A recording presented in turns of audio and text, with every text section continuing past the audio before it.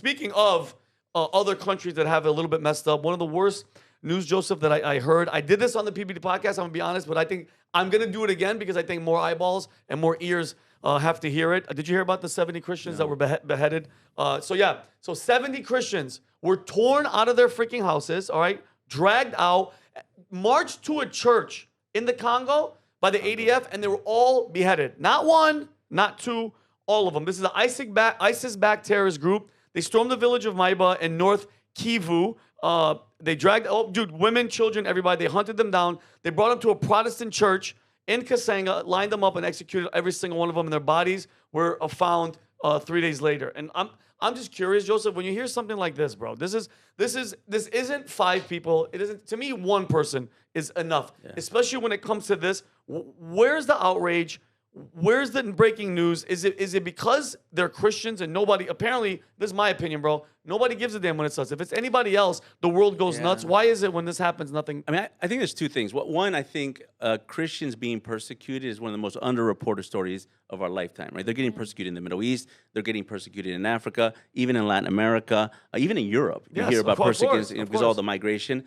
And I think that there's a huge problem where the media just ignores it. They don't cover it because if it was like a LGBT person that got killed or something, it'd be all in frontline newspapers of all throughout the country. That's one. And the other thing is I don't think Christians speak out loud enough. They're very tolerant to these kind of things, right? They get attacked, they get defamed, they get isolated, and they really just say, okay, we'll be patient, we'll wait. And I think Christians need to rally up and say that this is not going to be tolerated. We're not going to have this happening. Put the lobby, put the pressure on all, not just the governments, but put the pressure on the media to say we're going to cover this, we're going to move this. And I mean, you were mentioning that was in Congo. Is that right? Yeah, Congo. Yeah. And I think the third thing that comes to my mind is that there's a balloon effect that's happened a lot, particularly relevant to ISIS and even Al Qaeda. That they're still in the Middle East. That's still their area of operation, but they're increasingly growing powerful in Africa. Yes. And we've been hearing about that quite a bit. Our new counterterrorism director at the White House, Sebastian Gorka, is a good friend of the show, good friend of you, has been telling me quite a bit about how the Islamist movements are spreading to have political power inside many countries in Africa, including Congo, including Nigeria. And I think that's going to be tremendously bad news for the Christian communities. Oh, man, Connor, what do you think? Yeah, I mean, like you said, it's the same underreported story that's been happening around the world. In related news, Canada just concluded its investigation into the alleged mass graves that they found at Catholic boarding schools and churches, finding 0 bodies after spending millions and millions of dollars digging up the ground and looking for signs of remains of allegedly clergy members killing indigenous children. Did not happen. There were like 80 churches that got burned to the ground in Canada because of this hoax. And I talked about it months ago on the show that Christians around the world are being persecuted en masse, as they have kind of always been. Like, that's pretty much how it's always gone. But the media deliberately goes out of its way to not talk about it because it's an inconvenient story. For example, in Congo, where they just beheaded 70 people, we were reliably informed that Congo was under control of the religion of peace.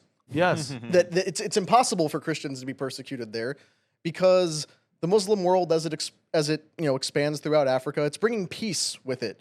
It's those same peaceful people who are stabbing people to death in the streets of Europe and bringing pressure cooker bombs to Ariana Grande concerts and all these other things. Sexual assault gangs all over. Of course, no, it's all peaceful. It's very pleasant, peaceful. And we're all it's all perfect for coexisting, right? Yeah. I mean, obviously, it's a horrific tragedy that these people were beheaded. It's unthinkable. It's unexcusable. Everyone involved should be brought to justice. But how do you bring justice to a place like Congo that has been so far outside of anything resembling, modern standards of decency for decades? Yeah, but it just bothers me that, and mind you, because I'm a Christian, I'm pretty sure the majority, everybody in this room are I mean, I'm a practicing Christian, I'm going to church. Like, my heart goes out like, dude, 70 people, women and children, meaning marching, knowing you're going to a church where and mind you, they didn't chop everybody's head off at once at a time. Those kids, I had to sit there and watch their parents, their mothers, their people from their town getting there, and bro, knowing that you're next, and nobody's doing anything. By the way, these guys aren't gonna stop. And so when it says and you obviously know this. I mean, obviously this isn't America. We're not over there, but bro, this is a human thing, and we're America. Since we want to police the rest of the freaking world, How about I know it's going to take a while, but how about a mission where you can try to wipe out people that are literally massacring Christians? That's unheard of. Brandon, what do you think? Yeah, no, I mean, when everybody started freaking out about what's happening in Ukraine, what's happening in Palestine, I was, I mean, not surprised, but my response to everybody was like, "Hey guys, like stuff like this has been going on all over the world for our entire lives. So like the only reason you're outraged about is because it's getting media coverage. Like there's been things going on like this in Africa for decades. Same thing with South America. Same thing with Eastern Asia. So, I mean." I don't know. There's not an easy solution to it because there's a huge trade to have like gun running operations where like we get guns in the hands of bad people. So not an easy solution to it. But if we're throwing money around and stuff like USAID and using soft power for influence, like it prefer they'd combat stuff like this than give money to like transgender parades and stuff like that. And Transgender operas and freaking like Guatemala or wherever the hell it was. But at least arm the people with like handguns. Like maybe if like everybody in the Middle East had like a handgun, so like a First Amendment there or something, and same thing in Africa, maybe they'd stand a chance. So one of the things you got to think for someone like me that I've done counterterrorism for a good part of my life. When you see something like this, understanding the nature of terrorist networks, particularly ISIS-aligned terrorist networks, is you got to think about what terrorism fully is as a functional level, right?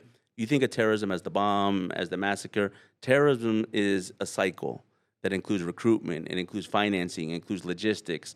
So the question that I ask is, what's the logistical network behind this ISIS-aligned group that allows them to carry out a major atrocity like beheadings of 70 Christians in a country like Congo? And that's where I think our focus has to be, because you're not going to be able to take out ISIS by just chopping off the heads of the leaders. Yeah. You're going to have to go after their finance. You're going to have to go after the recruitment structures. You're going to have to go over the whole entire thing, because terrorism's a process. It's a process that begins well before the attack takes place, sometimes years before, sometimes even decades before. And in Africa, ISIS has been sowing seeds all throughout these countries. We're talking about Congo today, but I've been hearing some nasty stuff happening in Somalia, some nasty stuff happening in Nigeria.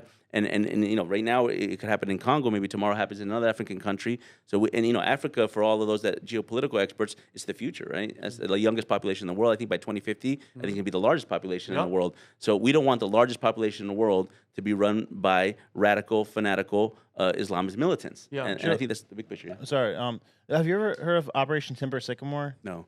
So in 2011, launched by the Jake Sullivan, who thought he was really smart, but so it was to fund rebels in Syria that ultimately ended up becoming ISIS to try to take out Assad, and that's what ISIS is. That was the origin of ISIS. Just like we funded the Mujahideen, became Al Qaeda. Yeah. So seems like ultimately the money trail leads back to us trying to overthrow governments. So they had I think in a hearing not too long ago in D.C.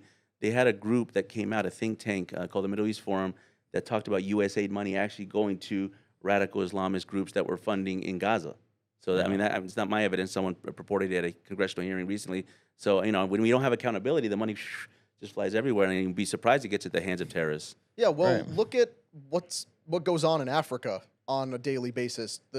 It's one atrocity after another from coast to coast on that continent. Since like in the last few decades, we've invested, I think it's the equivalent of 50 Marshall Plans. The amount of money we spent to rebuild Europe after the World Wars. 50 Marshall Plans have been poured into Africa. What has improved? I'll tell you what's improved. The warlords have nicer cars. That's about it. There's a huge supply line problem of anyone we give the money to there just holds it for themselves. They don't distribute it to the people who actually need help. So we're basically just funding the worst people on the continent in whatever they're doing. And look at the child armies that roam from place to place underneath these warlords. There's an alarming statistic that 3 in 4 kids in Africa don't have a gun, but 1 does. And that means the other 3 are screwed because these kids are carrying around rifles that we're giving them. Basically, you took these populations of people that were not educated along the same Western standards that says, hey, don't recruit children into your military, and we gave them automatic weapons and modern warfare technology to continue killing each other. That's all they're doing with it. So there's a problem, though, where we keep trying to prop up what's happening in Africa. Like, we keep trying to give them food and make it like an actual habitable place where people live. Like God literally is screaming off the mountaintops, like, people are not supposed to live in Africa. Africa is a place for natural resources, but people are not supposed to live there. Like, everybody in Africa should move out of Africa because it's never going to be an industrialized place. It's literally impossible just because of geographics. Like, So the continental shelf is literally too high for like a large ship to go on out to the shore and bring supply. So when they bring stuff there, they have to have the big ship go like far out from sea, have the little ships go one by one and bring the stuff to shore. Man. And all the rivers flow outward rather than inward. So it's literally impossible to bring stuff in there and scale. So that is God basically saying, like, guys, like you should not live there. yeah, Like move out. You should get out there. So we gotta stop. Like their population's artificially high too, because like we're like there wouldn't be as many people if we weren't trying to like give them a lifeline to like with food and water and habitable things. So like if we're trying to help them, we should help them move out of Africa and like move to maybe like a more habitable part. You know, the northern part is an uninhabitable desert. The southern part is jungle, and in between there's lions. And people were still like, I guess we'll live here. Sounds like a great plan, guys. Keep up the good work. Kelly, what do you think about the whole Christians beheaded? Nobody's talking about it. I mean, we are, but like the main state, the world, the media, our government, nobody's batting an eye or nobody cares. So when I was little, I wanted to be a missionary. Mhm. And the first thing my parents did when I was old enough was I watched a lot of really difficult documentaries and movies and stories about stuff like this that happens to them. And I always thought that I wasn't strong enough to do something like that. So I just think that it's really amazing what missionaries do and how much they sacrifice to go out and try to help people. I think your life is it is just better knowing Jesus. And so I think that's amazing. And I'm very proud of people, of true Christians that are unafraid to live their life, even in harsh environments. So it's really difficult to hear something like this. It's really difficult to listen to like the politics of it. I've never understood, because Christianity teaches so much about love and understanding. There's some fear of God too, but everybody hates on Christianity. Why? Because we have really strict rules about Not killing or lying or not banging your neighbor's wife or wanting to steal his stuff, actually stealing his stuff, and loving thy neighbor and loving God. It boggles my mind that out of all that's the one that people have the biggest problem with. That's the biggest. It drives me bananas. The world is becoming too tolerant, too accepting. Like, okay, like let me blur the line, and so it's not okay for you to defend Christianity. It's not okay because I'm a majority. You know, I'm a white woman. I'm a Christian, so I'm in the majority. Christianity is the second most popular religion in the world, right? It's so number because one, we're, I thought. Isn't it? It's number one. Is it number I- one? I- Over Islam? I think it. Yeah, I think it's right there. It's trending to be smaller, but it's Yeah. bigger right now. Well, Islam is Yeah. trending upwards specifically because of I know birth rates. Yeah. So, long story short, it's the most, if not one of the most, if not the most popular religion in the world. And when you're the big guy, when you're Goliath, when you're winning, nobody wants to root for you when you're getting trampled on, because like, oh, well, you're already winning. So, and I don't have what you have. So, but Christianity is all about sharing. And that's what a lot of missionaries do when they go to places like this, because they just want their lives to have meaning and to have Jesus. So, But Kelly, do you think that Christians are too tolerant?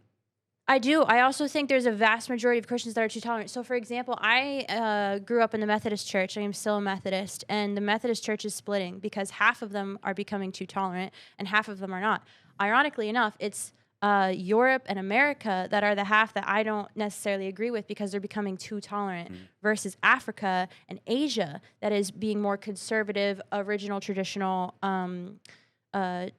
Christian practices. So it's so that's been very difficult for me, like having to navigate that, because I'm taught in my faith to love everyone, understand everyone, to be compassionate, and also to be, righteous. Yeah. But I'm not allowed to be righteous in today's society. Even here, like it's hard enough here. Imagine being in a hostile environment where you die and you get your head cut off. I can't imagine. But that's that. where Christianity is resurgent.